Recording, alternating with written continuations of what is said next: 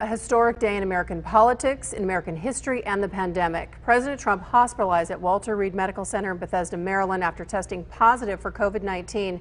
And we heard from the president just moments ago. Now, here's what we know so far. At some point on Thursday, President Trump developed a fever, though doctors have not said how high the fever was. Then, about 1 a.m. on the East Coast on Friday, President Trump tweeted that he and First Lady Melania had tested positive for coronavirus. He was then flown to Walter Reed Medical Center, where he is being treated by a team of doctors. The president released a 4-minute video just a short time ago about his condition. I want to begin by thanking all of the incredible medical professionals, the doctors, the nurses, everybody at Walter Reed Medical Center. I think it's the finest in the world, for the incredible job they've been doing. I came here, wasn't feeling so well. I feel much better now. We're working hard to get me all the way back. I have to be back because we still have to make America great again. We've done an awfully good job of that, but we still have steps to go, and we have to finish that job. And I'll be back. I think I'll be back soon. And I look forward to finishing up the campaign the way it was started and the way we've been doing and the kind of numbers that we've been doing. We've been so proud of it.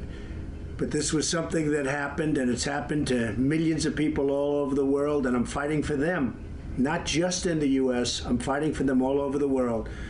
So I just want to tell you that I'm starting to feel good. You don't know over the next period of a few days. I guess that's the real test. So we'll be seeing what happens over those next couple of days. But I'm also doing well, and I think we're going to have a very good result.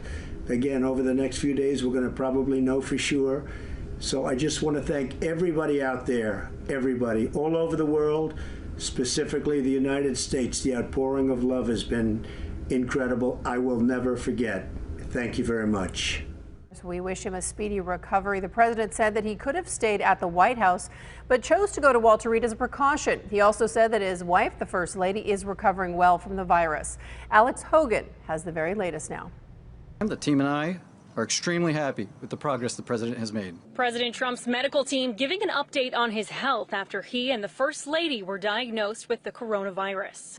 Thursday, he had a mild cough and some nasal congestion and fatigue, all of which are now resolving and improving. The first couple are not the only public figures infected. Several close advisors and allies, including 2 Republican senators on the Judiciary Committee, also tested positive for COVID-19. Some lawmakers are raising concerns about whether additional politicians may have been exposed to the virus. Democratic strategist Christine Pelosi, daughter of House Speaker Nancy Pelosi, says the U.S. is far away from considering the nation's presidential lines of succession. At this point, we don't see any evidence that the president is incapacitated, only that he's on a fairly aggressive treatment for coronavirus.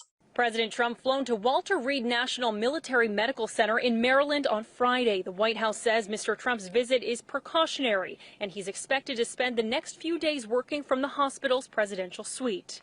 We are monitoring him very closely for any evidence of complications from either the coronavirus illness or the therapies that we are prescribing to make him better.